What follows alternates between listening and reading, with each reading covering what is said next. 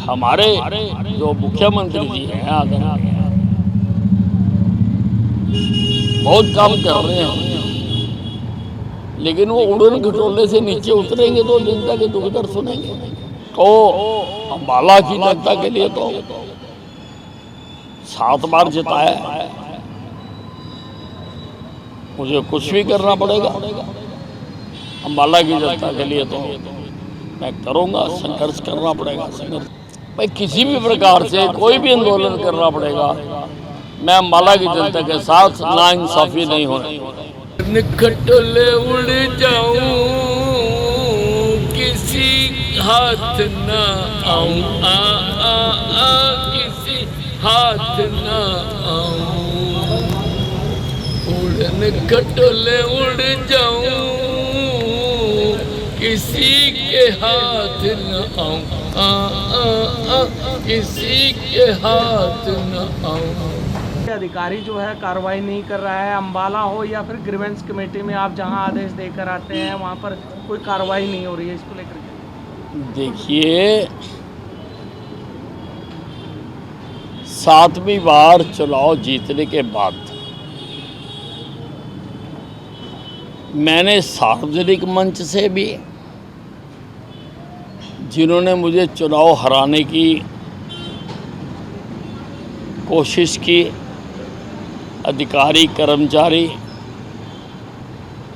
या कुछ छुटभइये नेता,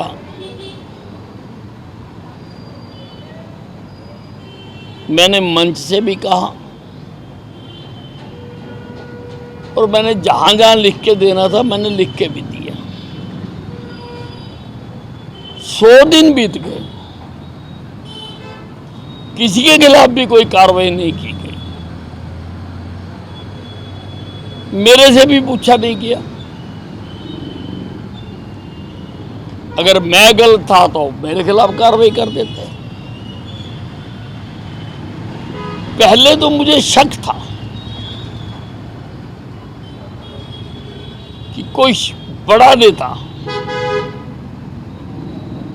इसके पीछे है और मेरे पे हमला भी करवाया गया, मुझे मरवाने की भी कोशिश की गई। लेकिन 100 दिन तक कार्रवाई ना करने से मुझे विश्वास हो गया कि हाँ, इसके पीछे कोई बड़ा नेता ही था।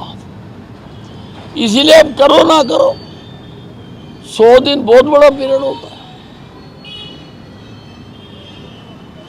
तो अम्बाला की जनता के लिए तो 7 बार जिताया,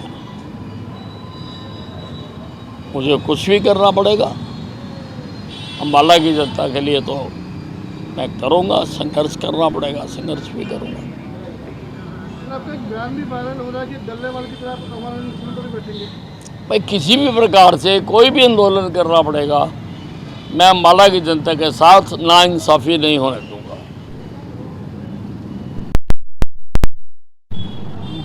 कि हमारे जो मुख्यमंत्री जी हैं आदरणीय, बहुत काम कर रहे हैं, लेकिन वो उड़न खटोले से नीचे उतरेंगे तो जनता के दुख दर्द सुनेंगे। तो उड़न खटोले से नीचे नहीं उतरते। हमें बेवकूफ बनाने की कोशिश की गई है। टर्म ही पूरी हो चुकी हुई है।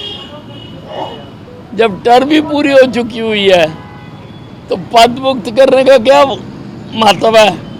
और पद मुक्त करके आपने ये तो मान लिया कि वो गद्दार है, और गद्दार है तो फिर पार्टी से हटाना चाहिए था। फिर पार्टी में क्यों रख लिया? इसका मतलब गद्दारों को पार्टी में रखा जाएगा?